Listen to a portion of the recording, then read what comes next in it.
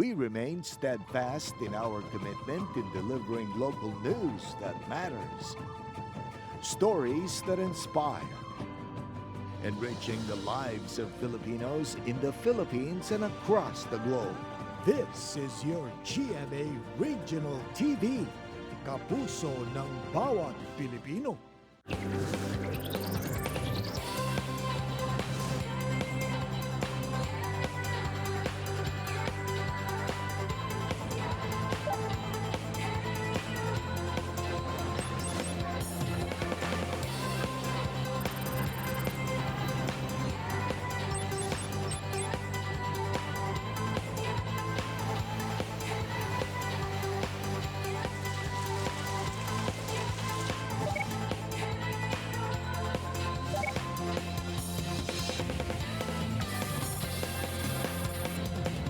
Ini ang GMA Regional TV Early Edition. Beautiful early morning mga kapuso. Good morning Western Visayas. Yari naman kami para magdulong sa mga mapuslanon ng impormasyon. Good morning Adrian. Good morning Mansed. Good morning mga puso. Suguran ta naman sa good vibes. Ang adlaw ta gani plaster na. Ini ang GMA Regional TV Early Edition, ang pinakauna ka unified morning show sa Western Visayas. Ako si Attorney Cedfrey Cabaluna, ngayon yung makaupod, gikan diri sa GMA Iloilo Station. Kako namin yung kapuso Adrian Prietos, nagika naman diri sa GMA Bacolod Station. Samtama makaupod naman sa Dimadugay, si GMA 1 Western Visayas co-anchor, Kapuso Caitlin Revilla. Said mga kapuso, isa sa mga nagapanguna nga kinahanglan sang tawo ang balay. Pinaagi sini kita ang maproteheran batok sa malaing nga tiyempo kag sa iban pa nga elemento nga pwede maghalit sa aton. Adrian, ang pinakauna tayo nga benepisyo sa pag-angkon sang kaugalingon nga balay, ang mga pagmintenar sang aton privacy. Pero syempre, ang pagpatindog subong sang balay makabigtaman nga status symbol. Samtang may mga balay man mga kapuso nga pinasahi ang pag-obra ukon ang disenyo. Pila sa mga ini ang simple lang pero napunan sang mga nagkalinglaing istorya. Ang iba naman mga kapuso, nagapakita sang sahi sang personalidad sa tagiya. Kag ining tutukan ta this morning. Samtang isa ka actress kag producer, ipakilala sa ato ni Kapuso Caitlin Revilla sa Bisok, sa Hindi Madugay, Gani Bantayan.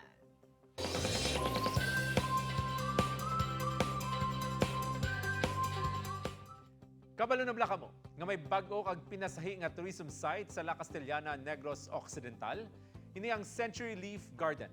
Makitan diri ang mga tanom nga bulak nga nahamtang sa landscape nga kasubong sa mga dahon sang tanom. Oh, kabalo na kamo ha. Mga puso na hamtang sa Sitio Mandayaw sa Barangay Mansalanaw. Ini ang nagaserbi man nga pwesto para mahimutaharan sa maayang Mount Canlaon. Ara mga kapuso, kabalo na kamo!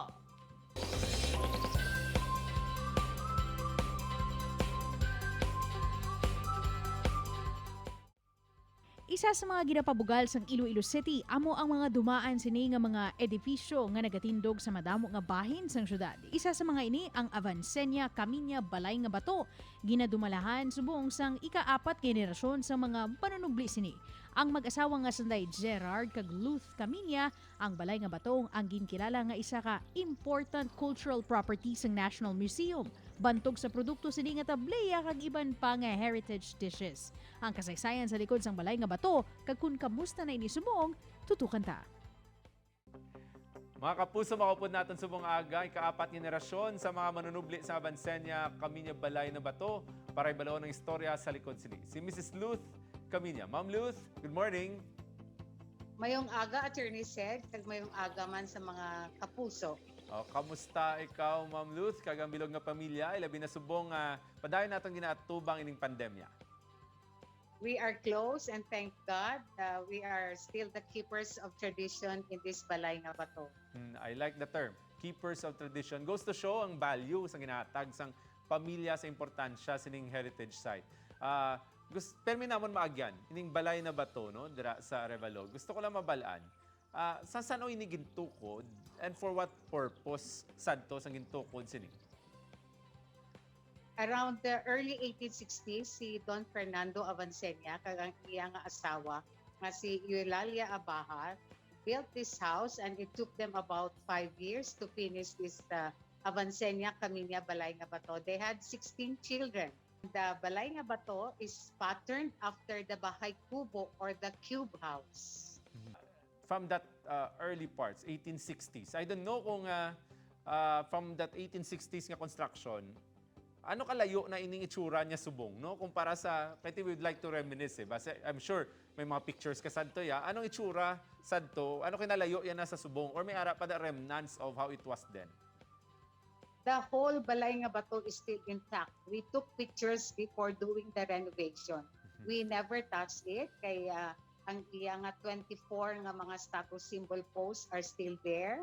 There are the load-bearing posts. Ang naguba na gid lang ang ginatawag nga longhouse is the Malay longhouse nga nag-stretch out sa river. And we added the original plan of the house, which is the azotea comedor. That's where you took your chocolate, the tableya. Ang nabili na gid lang ang mainframe sang balay nga may duwa ka kwarto. Of course, you start sa kaida. Amo nang imo nga landingan pagkasaka mo sa eskalera principal. Sa Italo may ara nga almasen, dira ginabaligya ang tanan nga mga artisan products all over Panay. Kag dira man ang ginabaligya ang produkto sang umasang tag-iya. Okay. I think people would like to know, sino gid ang nagdisenyo sining balay na bato? It was Father Anselmo Avancenia, the brother of Don Fernando Avancenia. That's ang iya nga bata, amon lola, si Doña Rufina Avancenia. Ginkilala ining balay na bato, no, as an important cultural property. Tell us about that, sang saan-o ginkilala, kag anong significance ni para sa inyo lalo na sa pamilya?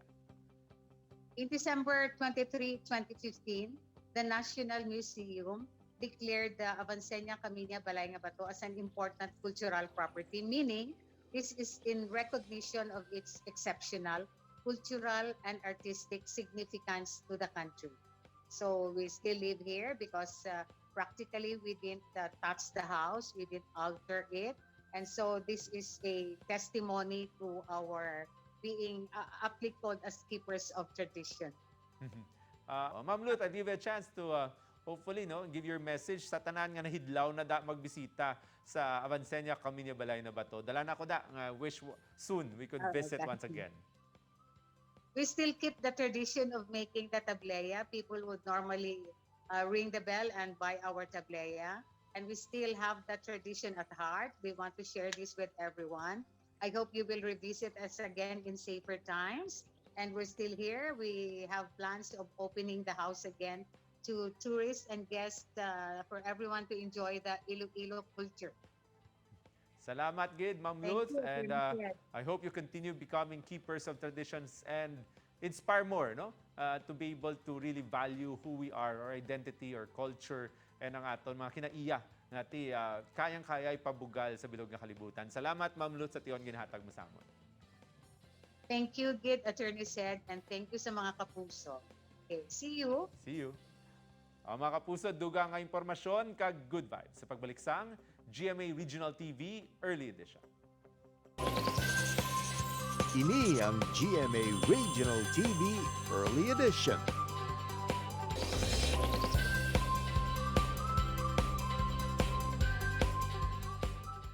Kilala nga dako nga balay, isa sa mga prominente nga struktura ang mansyon nga ginapanagiyahan sang pamilya Villanueva sa Bacolod City. Inibangod mahaydo kagid nga tamdan ang disenyo sang balay nga daw kasubong nga ini ang isa ka barko. Ginpatindog ni Don Generoso Villanueva sang 1930s. Ini ang ginakabig pinakaunang nga Art Deco nga residential building sa syudad. Nakaluwas sa pagkaguba sa tung World War II ang dako nga balay. Ang nangin pinakamataas nga building sa Bacolod City tubtub sang 1959. Kapinwalo ka dekada humalin sang ini ang ginpatindog. Ang mansyon, kamusta hunta? Mga puso, kilala ang probinsya sa Negros Occidental sa sini mga matahong nga historical heritage sites. Sila binagid ang mga ancestral homes nga ara pa tubtub subong. This morning, mga kapuso, we will be joined by the owner and spokesperson of the popular ancestral home diri sa Bacolod City. Ara lang sa palibot sang Burgos. Kilala bilang boat-shaped house ukon big house ukon dako balay. Rizal, welcome si Ben Charlin. Hi Ben, good morning and welcome to the program. How are you? Kumusta na? Good morning. Thanks for having me, Adrian. Ben, I believe that ang boat house was built around 1930s, if I'm not mistaken. Can you tell us a little bit of the background or history of this house? Yeah, construction on the house began in 1933, and the house was completed in 1936. It was built by an architect named Salvador Cinco, who was a architect from Cebu at the time. Your ancestral house is the first Art Deco home in Bacolod City. Aside from that, Ben, walls, floor paintings, and even sculptures of frogs, snakes, spiders, mga damang, and many more animals are actually just amusing. Kapilan ako kabisita dira. Please tell us about your great-grandparents' fascination sa mga kasapatan. Yeah, so I'm the third generation, so this was the house of my great-grandfather, Don Generoso Villanueva, and his wife, Lola Paz Gonzaga. He was really a sugar farmer, a simple man, a quiet man, but all of his creativity and sophistication really came out in the construction of this house. At the time, in the 1920s and 30s, Art Deco became the first internationally popular design movement.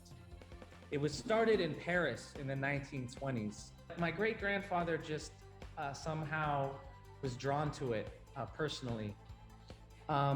We think that he was inspired by possibly traveling to Manila and having business meetings with his colleagues in Manila.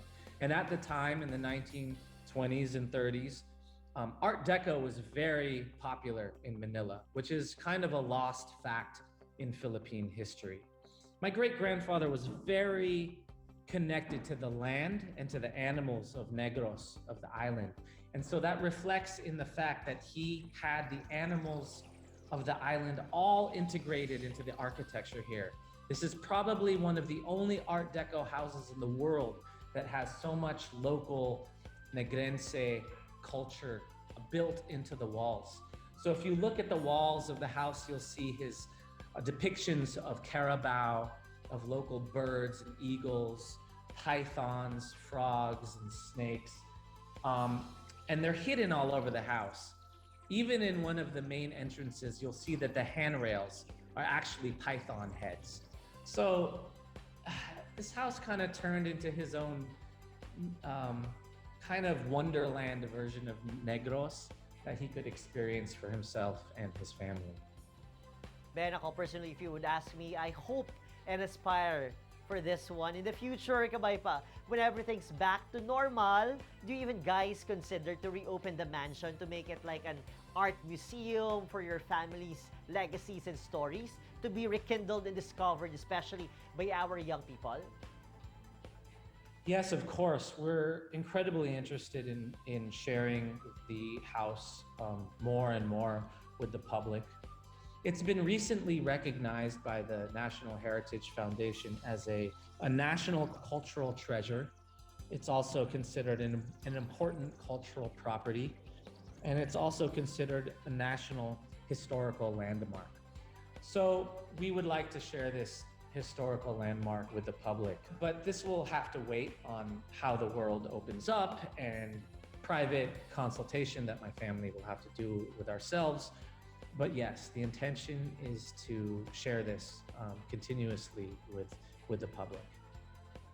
Once again, Ben, madamong salamat. Thank you for saying yes sa among invitasyon. God bless you. Okay, well, thank you, Adrian, so much for having me. It was a pleasure talking about Daku Balay, and I hope to speak to you again soon. Mga puso, ang Balay Dako nagapamatuod sang pasensya sa mga pamilya kag mga nagkailain nga personalidad diri sa Bacolod City agud mapatukod ang isa ka mansyon nga magserbe handumanan sang ila dedikasyon, paglaom, kag syempre abilidad sa pag-obra. Said Adrian, manami lang tawon ang dako kag moderno nga balay. Pero dapat naman panumdumon nga hindi pareho ang aton kapasidad sa pagpatindog sini. Ganay maghandom sa balay, base lang sa aton masarangan.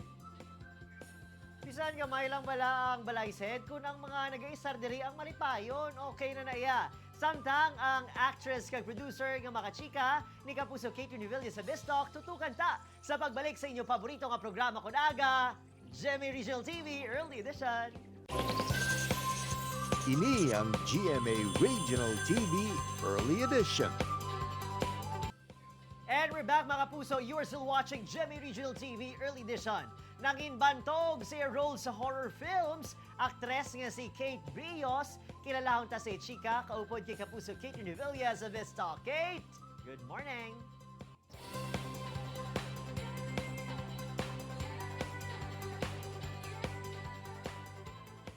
Good morning mga kapuso! Kadumdum pa bala kamo sa mga sikat naton ng mga pelikula diri sa Western Visayas?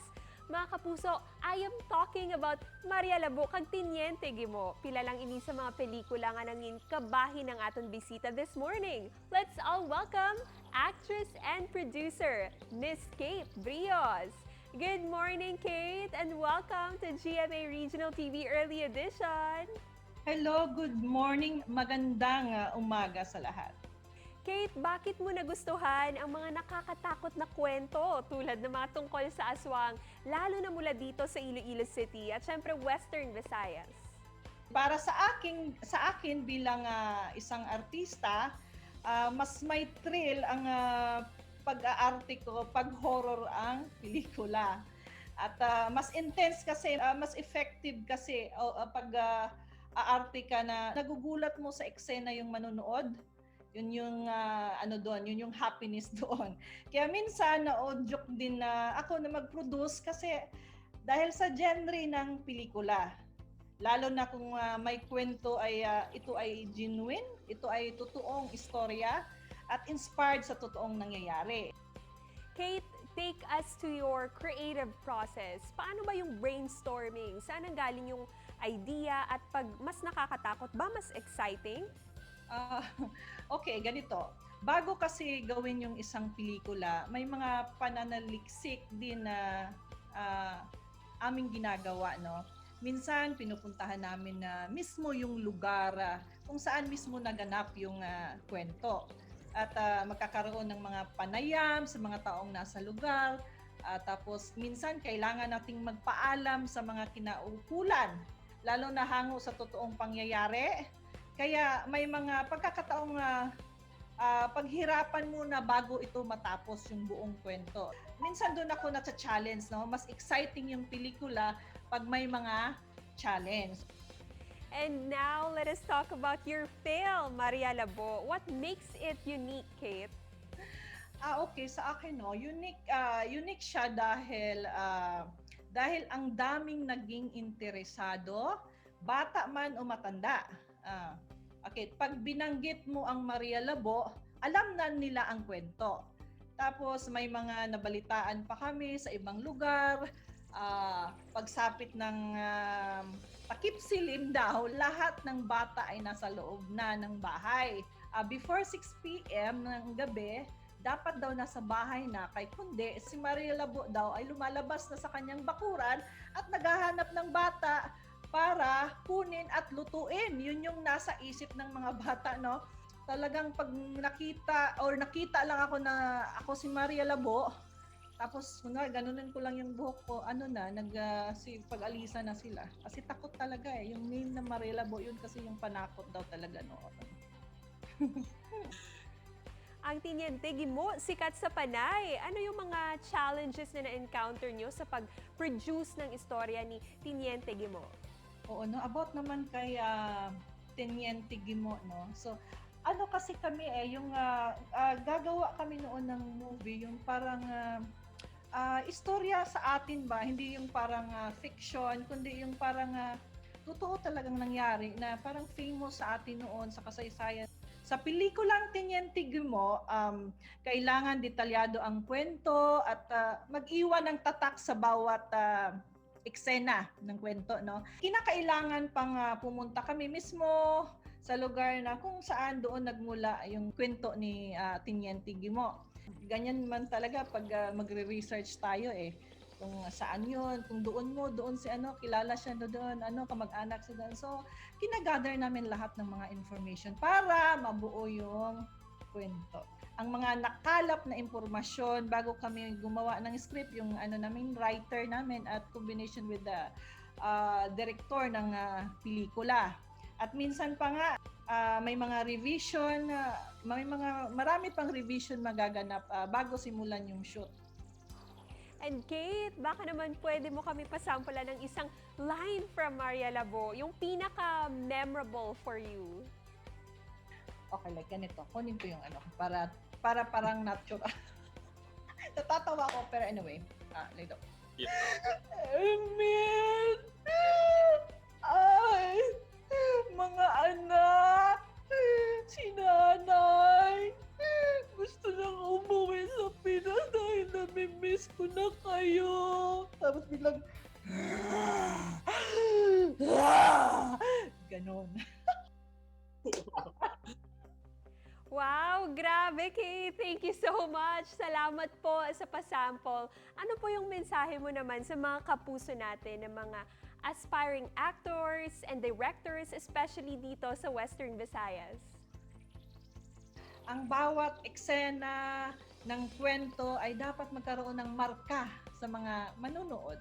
At gawin nating inspirasyon ang mga pelikulang Pilipino. Parati nating tangkilikin at ipagmalaki ang mga pelikulang Pinoy at gawa ng Pinoy, of course.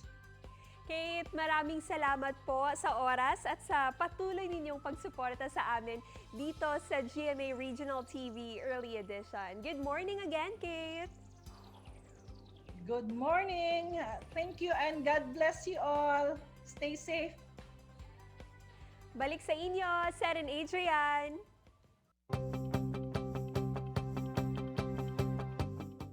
Sa pagpili sang ilistaran, una tangatagan sang konsiderasyon ang katawhay nga madulot sini sa aton. Sen mga puso, sunubagani kay anay British Prime Minister Winston Churchill. We shape our dwellings and afterwards, our dwellings shape us. Mga puso, planuhon sa maayo kung anong aton luyag isaran bangod may mga tion nga ini ang nagaserbi nga dako nga bahin sang aton palabuton. Mga kapuso, may manimalantaw ang ining episode sa GMA Regional TV official website sa www.gmaregionaltv.com. Kag please click subscribe sa among official YouTube channel. Kapuso, today's the best day of your life. Gotta start early, start right. Kaupod, kay Caitlin Revilla, ako naman yung kapuso, Adrian Prieto. Madamang salamat sa inyong tutok sa mga aga kung nagasalig kami sa padayon nga suporta sa GMA Regional TV Early Edition. Kadalas 8 sang agay na. Mga kapuso, sa kada adlaw nga bugay sa aton, hindi kita magkalipat nga magubrasang kayuhan sa aton isig katao. Ako si Attorney Cedfrey Cabaluna, buong puso para sa Pilipino.